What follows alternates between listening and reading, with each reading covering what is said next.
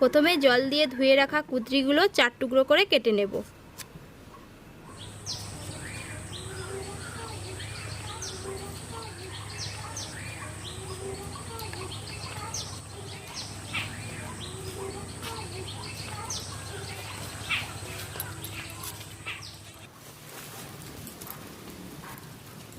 Two teaspoon ধনে,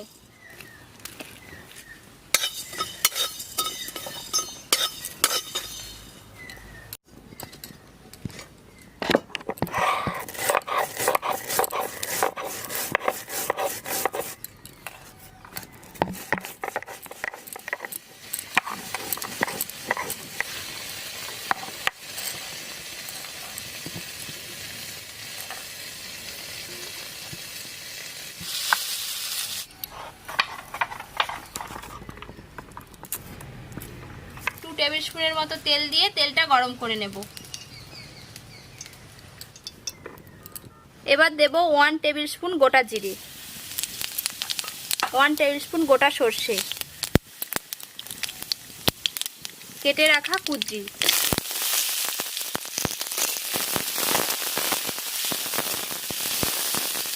এবারে দেব 1 teaspoon হলুদ গুঁড়ো,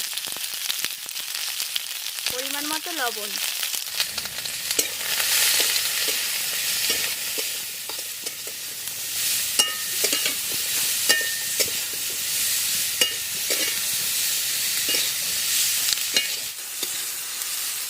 দু থেকে 3 মিনিটের জন্য এটা চাপা দিয়ে দেবো।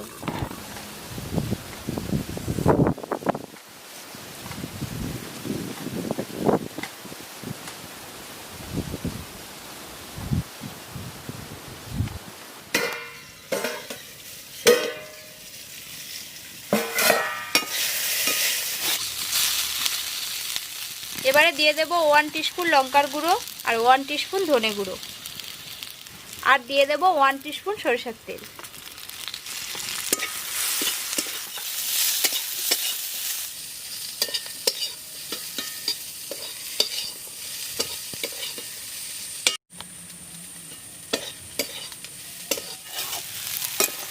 কুঁদরি ভাজার এই রেসিপিটা হয়ে গেছে, এবার নামিয়ে নেব।